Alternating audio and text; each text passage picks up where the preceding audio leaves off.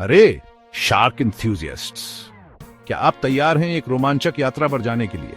आज हम ओशन के सबसे लेजेंडरी क्रीचर्स में से एक मेगालोडॉन के मिस्ट्री में डाइव करेंगे। यह कोई साधारण शार्क नहीं था, बल्कि एक ऐसा जायंट था जिसने समुद्र की गहराइयों में अपना राज जमाया था। यह विशाल प्रेडेटर लगभग 3.6 मिलियन साल पहले समुद्र पर राज्य करता था और 60 फीट तक लंबा होता था। इसकी विशालता और ताकत ने इसे समुद्र का सबसे खतरनाक शिकारी बना दिया था। जरा सोचो, एक स्कूल बस जितना बड़ा शार्क जिसके दांत 7 इंचेस तक के होते थे। यह कल्पना करना भी मुश्किल है कि ऐसा विशाल जीव हमारे समुद्रों में तैरता था। मेगालोडॉन अपने समय का एपेक्स प्रेडेटर था। व्हेल्स, डॉल्फिन्स और सील्स को खाता था। इसकी हंटिंग टेक्निक्स इतनी प्रभावशाली थी कि कोई भी समुद्री जीव इससे बच नहीं सकता था। लेकिन इस जायंट के गायब होने का क्या कारण था? क्या यह अचानक से गायब हो गया या इसके पीछे कोई गहरी वजह थी? सब क्लाइमेट चेंज की वजह से हुआ। जैसे जैसे पृथ्वी का क्लाइमेट बदलता गया, ओशंस के टेम्परेचर्स में भी बदलाव आया। यह बदलाव मेगालोडॉन के लिए घातक साबित हुआ। जैसे जैसे ओशंस ठंडे हुए और सी लेवल्स नीचे गिरे, कोस्टल हैबिटेट्स जो मेगालोडॉन शिकार और ब्रीडिंग के लिए इस्तेमाल करता था, नष्ट हो गए। ये जायंट शार्क अपने पसंदीदा शिकार स्थलों को खो बैठा। इसके अलावा ऑर्कस जैसे तेज और स्मार्ट प्रेडेटर्स से कंपटीशन के कारण इसके शिकार जैसे छोटे व्हेल्स की कमी ने सर्वाइवल को और भी मुश्किल बना दिया। ऑर्कस ने मेगालोडॉन के शिकार को छीन लिया, जिससे इसकी भूख और भी बढ़ गई। अडेप्ट करने में असमर्थ शक्तिशाली मेगालोडॉन अंततः एक्सटिंक्ट हो गया।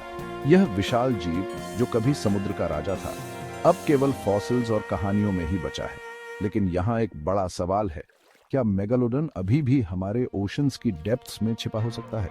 क्या यह संभव है कि यह विशाल जीव अभी भी कहीं गहराइयों में तैर रहा हो? कुछ लोगों का मानना है कि ये एंशिएंट जायंट्स डीप सी के अनएक्सप्लोर्ड पार्ट्स में छिपे हो सकते हैं, जहां मिस्ट्रीज भरे पड़े हैं और जायंट क्रीचर्स अभी भी अनडिस्कवर्ड हैं। ये विचार रोमांचक और डरावना दोनों है। आखिरकार ओशन बहुत विशाल और लार्जली अनचार्टेड है। हमारे पास अभी भी बहुत कुछ जानने और खोजने के लिए बाकी है। कौन जानता है कि ओशन की गहराइयों में और क्या छिपा हो सकता है? तो क्या ये पॉसिबल है कि मेगालोडॉन अभी भी कहीं मौजूद हो?